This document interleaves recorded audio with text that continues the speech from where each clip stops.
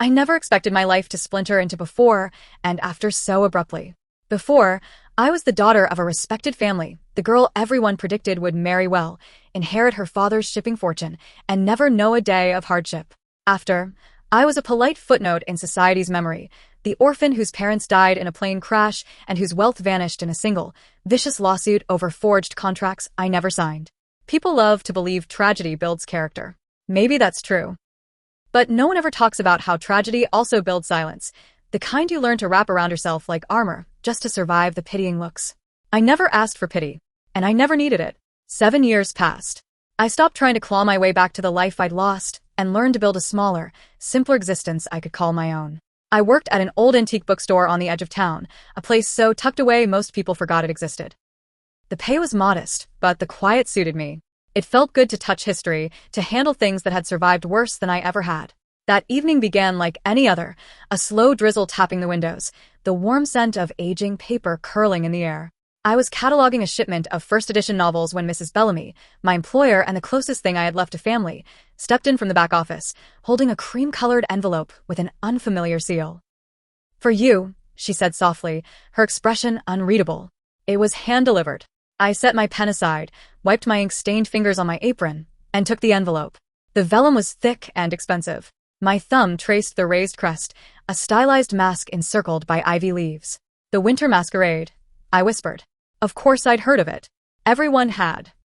Once a year, the reclusive billionaire heir to the Ellsworth dynasty opened the grand ballroom of his family's estate to a curated list of guests, titled nobility, industry magnates, and the most carefully vetted socialites. No reporters. No cameras. Just a night of indulgence behind masks, where reputations could be made or broken in a single dance. The kind of event my mother used to prepare for months in advance. The kind of event I'd never dreamed of attending again. My name was etched in precise lettering on the card. No explanation. No signature. Someone must have sent it as a cruel joke, I murmured, but Mrs. Bellamy only shook her head. "I don't think so," she said. "Perhaps someone remembers who you were and who you are." I swallowed, my heart tapping out a disbelieving rhythm. When I finally lifted my gaze, she was already disappearing into the back room. She returned with a long garment bag, faded but carefully preserved. "I kept this," she said. "Your mother gave it to me the last summer she was alive. She said every woman deserves one night to feel untouchable."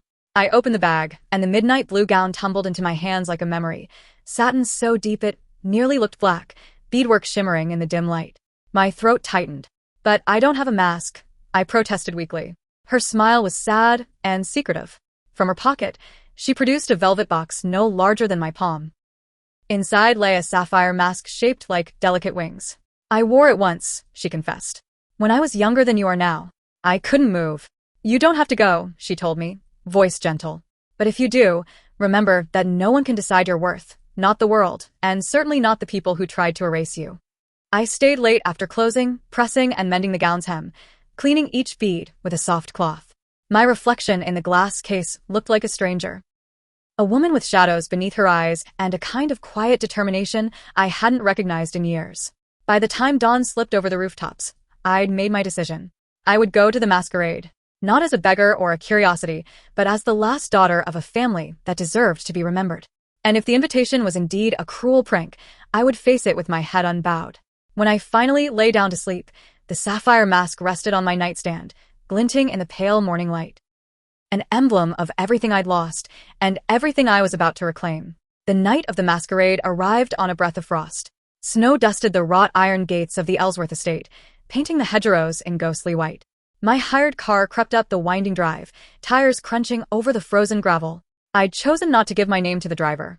Anonymity suited me. It made the whole thing feel less real, less like I was a trespasser stepping into a world that no longer belonged to me. When I stepped out, the cold bit into my skin. I pulled my dark wool cloak tighter around my shoulders, then drew a steadying breath and slipped the sapphire mask over my eyes. At once, the woman in the glass of the car window disappeared. In her place stood someone I hadn't seen in years, a woman unafraid to walk into a ballroom filled with the very people who'd turned their backs when my life fell apart. Inside, chandeliers hung like constellations, hundreds of candles flickering across polished marble. Everywhere I looked, masks gleamed, feathered, jeweled, intricate enough to hide 1,000 secrets. I kept to the edges, gloved hands folded neatly in front of me. A string quartet, played something slow and mournful. Servers drifted between guests, offering champagne and canapes balanced on silver trays. It would have been easy to feel small there, to shrink in the face of so much wealth and power. But I'd spent years learning how not to disappear. Even as I stood alone, I refused to let my shoulders hunch or my chin dip. I didn't notice him watching me at first. It was only when I reached for a flute of champagne that I felt a shift in the air, as if the room itself held its breath. I glanced over my shoulder and found him standing several paces away, the tall man in a black half-mask that concealed his eyes but did nothing to soften the sharp lines of his jaw. I knew who he was, even if I'd never seen him in person. Nicholas Ellsworth, heir to the Ellsworth fortune. The man whose invitation had upended the quiet life I'd built. For a heartbeat, neither of us moved. The string quartet began a new piece, slow, aching notes that stretched across the hush. Then he stepped closer, his gaze locked on mine. "Forgive me," he said, his voice low enough that only I could hear it. "But I couldn't watch you stand here alone any longer." Before I could reply, he extended his hand. I hesitated, just long enough to remind myself I had nothing to lose. Then I set my gloved fingers in his palm, and he guided me toward the center of the floor. Other dancers made space around us. The first notes of the waltz rose up, bright and crystalline. His hand settled lightly at my waist. When I looked up, I found him studying me with quiet intensity, as if he were trying to memorize every line of my face behind the mask. "You seem familiar," he murmured as we turned. I swallowed. Doi. "Yes." He smiled, but there was something searching behind it. "I have the sense that I should know your name." "I think," I said carefully, "that tonight is about not needing names." A beat passed. Then he inclined his head, conceding the point, though I saw curiosity flicker in his eyes. We danced until the air grew thick and warm, until my heart tripped over itself in my chest, until for a little while I forgot I was the girl who no longer belonged here. Every time I tried to pull back, he held my gaze, silent but resolute.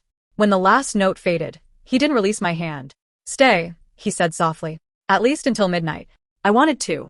God, how I wanted to. But a clock somewhere began to chime, and the fragile spell of the dance broke. Midnight. I thought of Mrs. Bellamy's warning.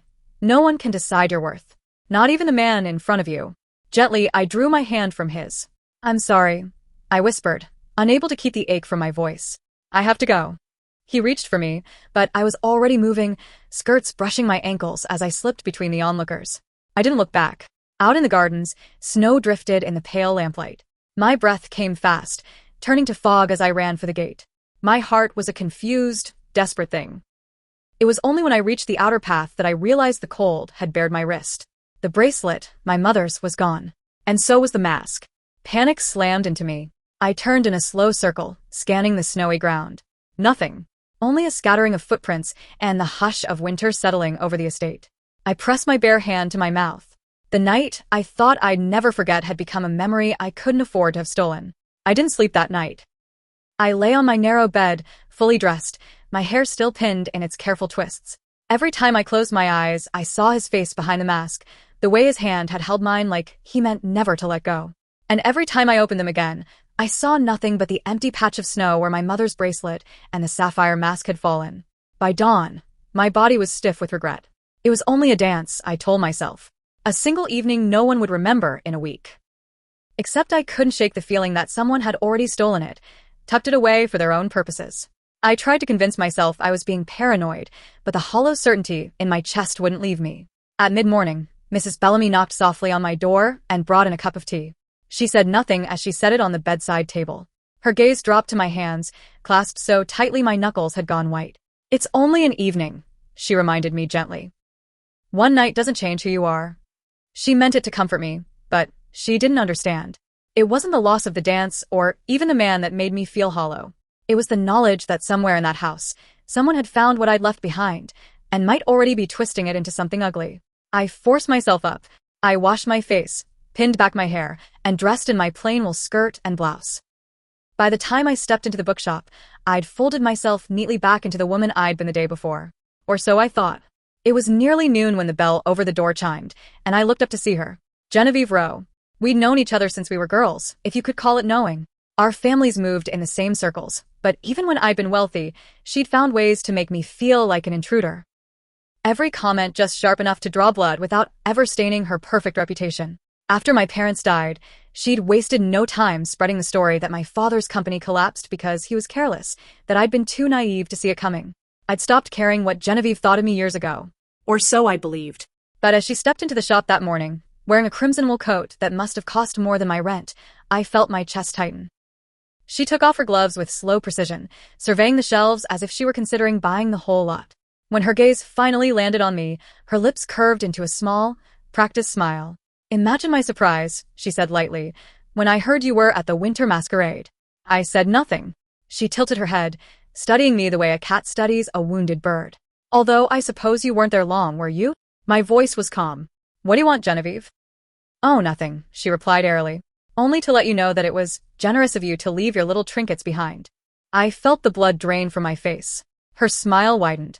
She slipped her hand into her handbag and withdrew something wrapped in a silk handkerchief. She set it on the counter with theatrical delicacy. I didn't have to open it. I already knew what lay inside. "I thought you might like to see them one last time," she said, her voice sweet as sugar. "Before everyone knows you were pretending to be someone you're not."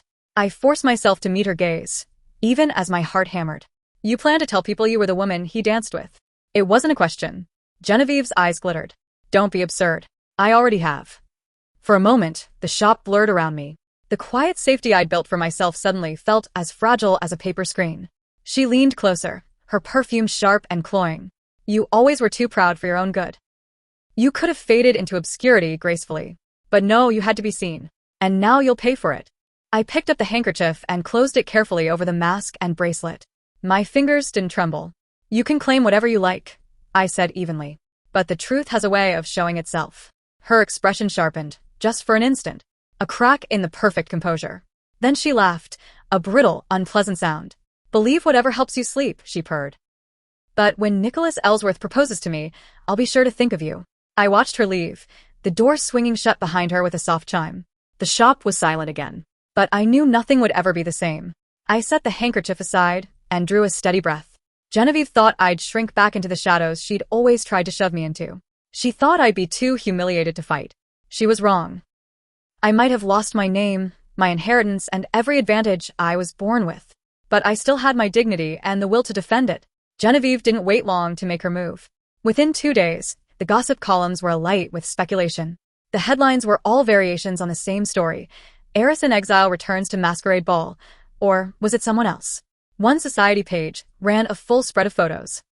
Most were blurry candids taken from a distance, but Genevieve had thoughtfully provided a single staged portrait. Her in the sapphire mask, lips curved in a demure smile, the silver bracelet clasped delicately at her wrist. I read the article twice, then folded the paper and set it on the counter. My hands were steady, though my pulse throbbed at my temples. Mrs. Bellamy hovered nearby, worry etching deep lines in her face. "Maybe it will blow over," she offered. "It won't," I said quietly. "Genevieve won't stop until she's convinced everyone it was her." I didn't say the rest. That Nicholas Ellsworth, the man at the center of all this, would probably believe her too. After all, she had every advantage: money, status, the mask itself. I had nothing but a memory. Except that wasn't true, I realized. I had the truth. And if there was one thing my father had taught me, it was that the truth had a way of surfacing, even when people tried to bury it under a mountain of lies. Still, the days that followed tested every shred of composure I possessed. Customers came into the shop pretending not to recognize me, only to linger at the counter with faux casual questions. "Did you really dance with Mr. Ellsworth?" "Oh, you poor thing. Must be so humiliating to have someone else take the credit." Each time, I offered a polite, inscrutable smile and pretended their curiosity didn't touch me. But behind closed doors, I let myself feel the sting. The worst was when Genevieve's Circle began their campaign in earnest. One afternoon, I stepped outside to collect the post and found a small envelope with no return address. Inside was a clipping from a tabloid column. Sources close to Nicholas Ellsworth confirmed the lady in the sapphire mask was none other than Miss Genevieve Rowe. Witnesses described the pair as inseparable. Below that, in looping script, someone had scrawled, "Stay in your place." I burned the note in the shop's small fireplace. A week later, Genevieve herself reappeared, sweeping into the store as if she owned it. She wore her triumph openly, like a designer accessory. "I thought you'd want to hear the news from me," she said, sliding her gloves into her handbag. I didn't look up from the ledger. "I can't imagine what news of yours would interest me." Her smile was brittle. "Nicholas has invited me to dine privately at his estate. It's only a matter of time before he makes it official." I closed the ledger and finally met her gaze. And if he discovers you've lied? Genevieve laughed. What's he going to do? Take your word over mine? You've already been discredited. She gestured around the modest shop. This is all you have now, isn't it? A little kingdom of dust and old books. I said nothing. That silence seemed to unsettle her more than any protest could have. She studied me a moment longer, then leaned in, her voice softening into something almost pitying. You can still back away gracefully, she murmured. Disappear before you embarrass yourself further. It would be the dignified thing to do. I held her gaze. You're confusing dignity with cowardice, I said calmly. They aren't the same. Her mouth tightened. Then you've chosen your fate. She swept out, her perfume lingering like an accusation. When she was gone, I locked the door and pressed my hand to the cool glass. My reflection stared back, pale and resolute. I knew I couldn't undo Genevieve's lies by confronting her in private. She was too practiced, too slippery. If I wanted the truth to matter, I'd have to let it come to light in front of everyone she was so desperate to impress. And if that meant risking more humiliation, so be it. I'd already lost everything once. I could survive losing my pride a second time. If it meant showing the world exactly who Genevieve Rowe really was. While Genevieve paraded her version of the story through every dinner party and column that would have her, I went back to my quiet routine. I stocked the shelves. I swept the floors. I greeted customers as though my face hadn't been plastered in gossip rags alongside headlines calling me delusional, opportunistic, a girl too desperate to accept she'd been replaced. The hardest part wasn't the public scrutiny. It was the not knowing. I didn't know whether Nicholas Ellsworth had believed her, whether he thought I'd engineered some elaborate ruse to lure him into a dance, whether he regretted that night as much as I cherished it. I told myself it didn't matter. But each morning, as I unlocked the shop, a small voice in my chest whispered that it did. 2 weeks after Genevieve's triumphant announcement that she'd been invited to dine privately at the Ellsworth estate, something changed. I was arranging a display of leather-bound journals when the bell over the door chimed. I turned automatically, ready to paste on a polite smile, then froze. He stood just inside the doorway, snow melting on the shoulders of his dark overcoat. No entouraje. No fotógrafes. Just the man himself, watching me with eyes I remembered too well. For a moment, neither of us spoke. Then Nicholas removed his gloves, his expression guarded. I hope you'll forgive the intrusion. I found my voice, though it came out softer than I intended. Mr. Ellsworth. I wasn't expecting, he stepped forward. The overhead lamp caught on the edge of his cheekbone, illuminating the faint shadows under his eyes. He looked like he hadn't slept well in days. I imagine you weren't, he said quietly. I'm sorry to come here unannounced. I swallowed, gathering every shred of composure I possessed. How did you find me? Your mask, he said simply. Or rather, the one Miss Rowe has been displaying so proudly. It took some time to confirm where it came from. My heart stumbled over itself. You traced it here? He nodded. The jeweler who crafted it keeps meticulous records. When he described the woman who brought it in to have a new clasp added some years ago, it wasn't Genevieve he remembered. A hush settled between us. You believe me, I said finally, unable to keep the wonder out of my voice. He met my gaze without flinching. I don't know your full story, but I do know the woman I danced with wasn't Miss Rowe. I let out a breath I hadn't realized I'd been holding. I'm not here to corner you, he continued, or to demand explanations. But I am hoping you'll tell me why you left that night. His question was so gentle, it almost broke something in me. I looked down at my hands, smoothing my fingers over the spine of a journal. Because that dance felt too real, too hopeful. And I couldn't bear the thought of waking up the next morning and realizing it meant nothing to you. Silence stretched between us. When I finally looked up, his expression had softened. It did mean something, more than I can explain. I swallowed, fighting to keep my voice steady. Then why entertain Genevieve's claim? He exhaled slowly. Because until I could be certain, I had no right to accuse her of lying. She's been careful enough that even my advisors doubted me. His gaze grew more intent. But I don't doubt anymore. It was the closest thing to an apology I would ever get. And to my surprise, I found I didn't need more. I inclined my head, feeling the last of my defensiveness ease. Thank you for telling me. Nicholas hesitated. I'd like to set the record straight. Publicly. But I won't do it without your consent. For a moment, I let the idea settle. My first instinct was to refuse, to preserve what little privacy I still had. But then I thought of Genevieve, draping herself in lies while pretending she'd earned everything she held. She counted on my silence. I lifted my chin. Do it. His relief was palpable. I have one more request, he said carefully. There will be another gathering in a fortnight, a winter masquerade to benefit the Ellsworth Foundation. I'd like you to come. To be seen. My breath caught. If you don't want to, he added quickly, I'll understand. But I think it's time the truth was revealed somewhere other than the gossip pages. I thought of all the ways this could go wrong. The whispers. The judgment. The risk of being humiliated again. But then I remembered what Mrs. Bellamy had told me. No one can decide your worth. And I knew my answer. I'll come, I said evenly. On one condition. He arched a brow. Which is? That no matter what happens, I walk in under my own name. His answering smile was small and unguarded. Agreed. For the first time in weeks, I felt something close to peace. In the days after Nicholas left the shop, my life divided neatly into before and after once again.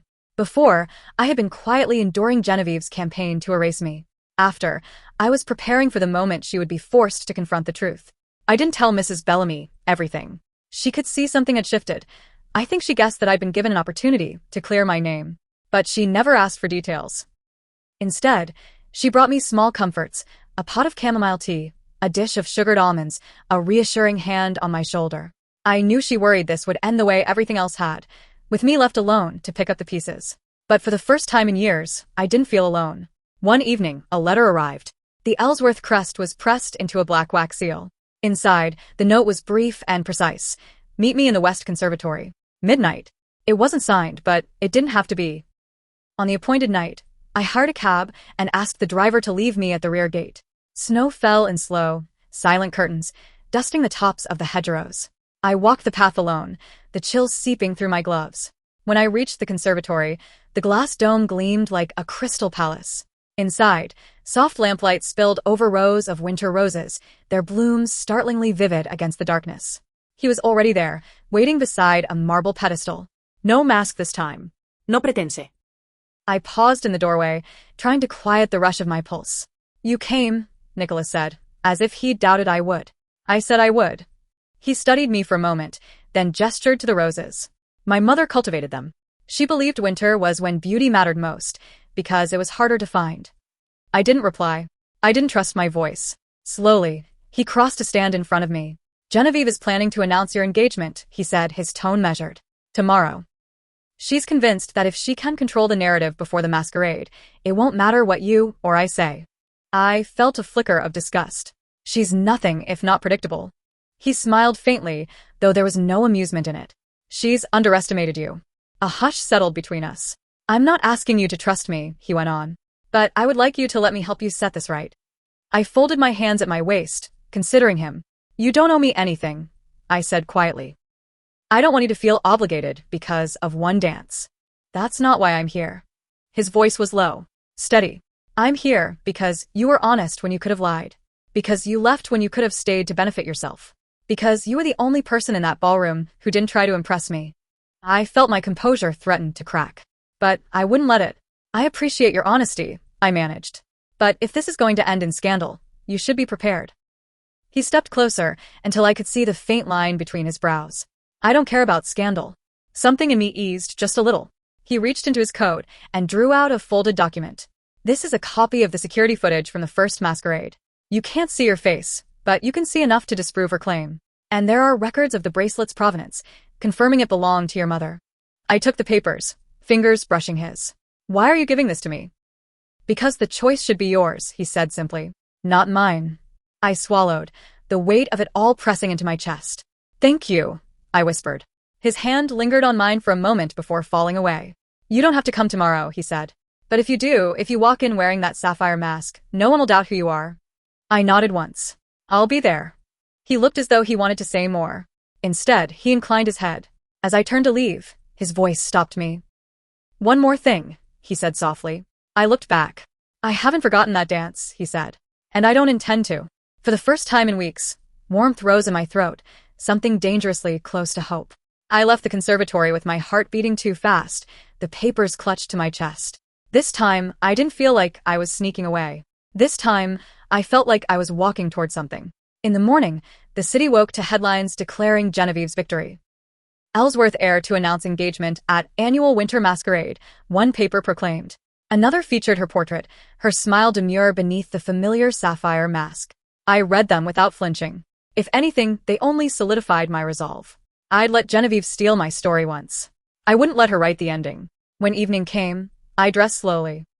The midnight blue gown felt heavier than it had weeks ago, as if it had absorbed every hope and humiliation I'd carried since the first ball. I pinned my hair with deliberate care, drew on my gloves. Finally, I lifted the sapphire mask.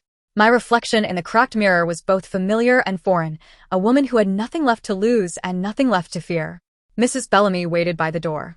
She pressed a small vial of lavender water into my palm. "For your nerves," she murmured. I met her gaze. "I'm not nervous." And to my surprise, it was the truth. Outside, the same hired car idled at the curb. The same driver didn't ask questions as he guided us through streets glazed in frost. When we reached the Ellsworth estate, the ballroom glowed golden behind tall, arched windows. Guests in masks and gowns spilled onto the terraces, their laughter curling into the winter night. I stepped out, my heart steady. This time, no one tried to usher me to the servants' entrance. No one pretended not to see me. The doors swung open as I approached. Inside, the hush was immediate. Hundreds of masked faces turned toward me, curiosity sharpening the air. At the far end of the room, Genevieve stood at Nicholas's side, her crimson gown vivid against the marble steps. For one brief instant, I wondered if I'd overestimated my strength. Then Genevieve's mouth curved into that cold, brittle smile, the same one she'd worn every time she'd reminded me I no longer belonged. And all at once, any trace of doubt dissolved. I moved through the crowd with my head high. People parted around me, some murmuring my name like they'd only just remembered it. At the base of the steps, I paused. Nicholas's gaze found mine instantly. There was no triumph in his expression, only quiet reassurance. He offered his hand. "Miss Adair," he said, his voice carrying easily across the hush. "Thank you for joining us." Genevieve stiffened. For the first time, uncertainty flickered in her eyes. I accepted Nicholas's hand and let him guide me up the steps.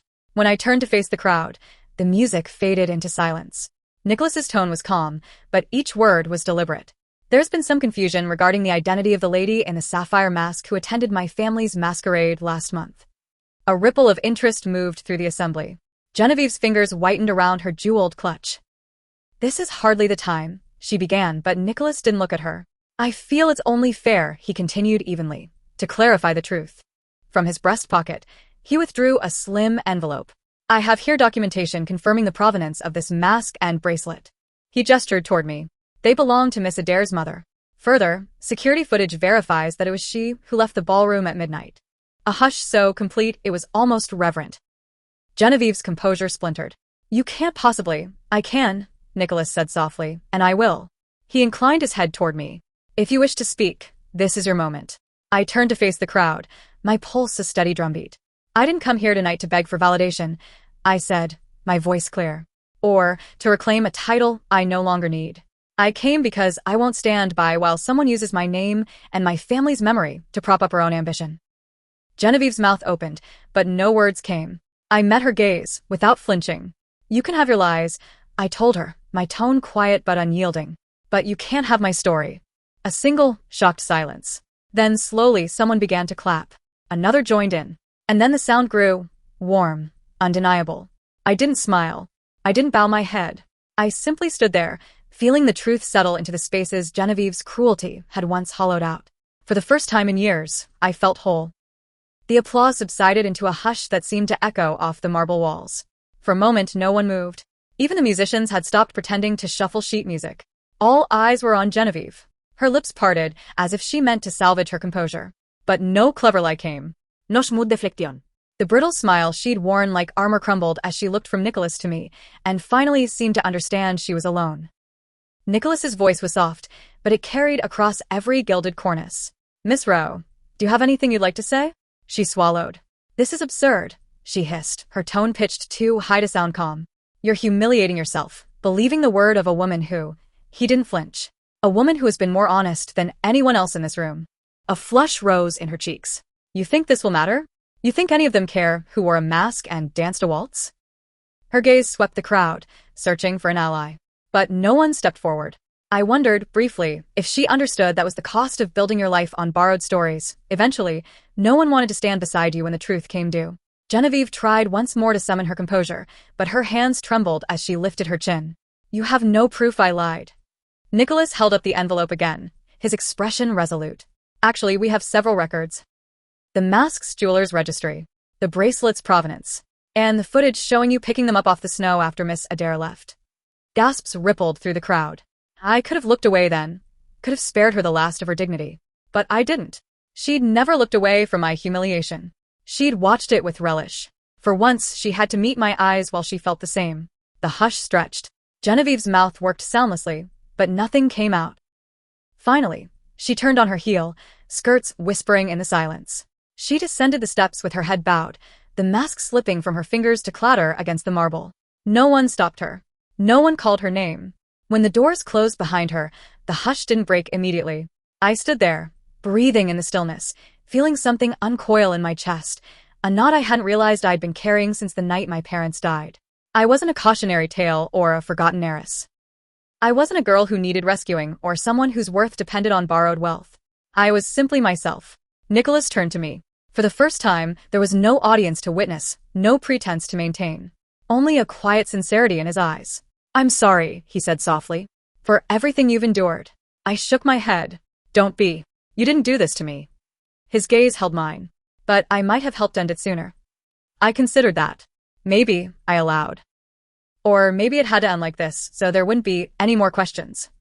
He was silent for a moment, then inclined his head. "Perhaps you're right." From the corner of my eye, I saw a few of the guests begin to drift away, the tension dissolving into relieved conversation. But Nicholas didn't look away. "I meant what I said," he continued. "That night, when you left, I haven't forgotten." My throat tightened. "Neither have I." He took a step closer, lowering his voice until it was only for me. "I know you have every reason to be wary, but I'd like the chance to know you without masks, without misunderstandings." It would have been so easy to retreat. To tell him I needed more time. Instead, I found myself lifting my chin. "Then let's start as ourselves." His smile was small, but it reached his eyes. "I'd like that very much." I glanced down at the sapphire mask, lying where Genevieve had dropped it.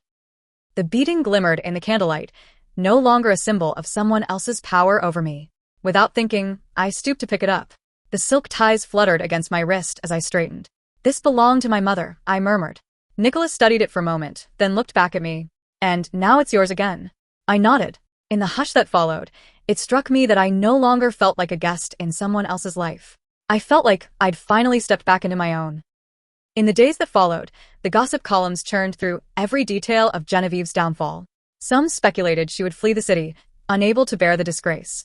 Others claimed she was already drafting letters of apology to anyone whose favor she might salvage. I didn't read the articles. I didn't need to. For so long, my life had been defined by what other people said about me, by whispers I couldn't contradict, by stories I hadn't written. But when the truth finally broke through, it was quieter than I expected. There was no triumphal parade, no vindication so grand it erased everything that came before. There was only peace. On the third morning after the ball, I walked through the bookstore before dawn. The hush was comforting, the scent of old leather and ink grounding me in the simple fact that I was still here. I opened the ledger, ran my fingertips over the familiar columns, and realized I no longer felt like I was hiding. When the shop bell chimed just after 9, I looked up to find Nicholas standing in the doorway, a light dusting of snow on his shoulders. He'd come every day since the masquerade, never unannounced, always with a note first, as if he knew I needed to feel that this was a choice. Today, he carried a small package wrapped in brown paper. "Good morning," he said, with that quiet steadiness I'd come to trust. "Good morning," I echoed. He set the parcel on the counter. "I thought you might want this back." I peeled away the paper. Nestled inside was my mother's bracelet, newly polished, the clasp repaired. My breath caught. "Thank you. You don't owe me gratitude," he said gently, "but you deserve to have what's yours." Our eyes met across the counter. "If you prefer," he added, "I can leave you to your day." I hesitated, then shook my head. "No. "Stay." He smiled, and for the first time, I let myself smile back without reservation. We didn't talk about Genevieve. We didn't need to. Her absence from my life felt as final as closing a door that should never have been left ajar. Instead, we spoke of ordinary things, a new shipment of rare books, a charity auction he was hosting, the first thaw that would arrive in a few weeks. The conversation had no urgency, no pretense. When he left, he paused at the door. "Will you come to dinner tomorrow?" he asked. I thought of how many invitations I'd once received out of obligation, how many rooms I'd entered feeling like a spectacle. But this was different. "Yes," I said simply. He nodded once. "I'll look forward to it." After he was gone, I stood in the quiet for a long moment, letting the stillness wash over me. I realized then that I didn't feel triumphant. I didn't even feel particularly proud. I felt satisfied. Because I hadn't needed to destroy Genevieve to reclaim myself. I hadn't needed to prove to the world that I was better or stronger or more deserving. All I needed was to be honest. To stand in the open, unafraid. In the end, it was Genevieve's desperation to be seen that unmasked her. And it was my refusal to let her define me that restored what she tried to steal. I picked up the sapphire mask from where it lay on the counter. My reflection stared back, eyes clear and unbowed. Once, this had been the symbol of everything I'd lost. Now, it was just a beautiful object, no more powerful than the meaning I chose to give it. I set it carefully in a display case near the register. Not as a trophy, but as a reminder. No matter how many times life tries to strip you of your story, you can always take it back. When evening fell, I locked the shop and stepped into the cold. Snow drifted across the cobblestones, but I didn't pull my cloak tighter. The chill felt honest, like the first breath after a long sleep. Tomorrow, there would be more questions, more curiosity about whether I'd become Nicholas Ellsworth's next headline. But tonight, I wasn't anyone's cautionary tale or conquest. I was simply a woman who had survived, who had chosen her own ending. And if there was another beginning waiting, I would walk toward it without apology.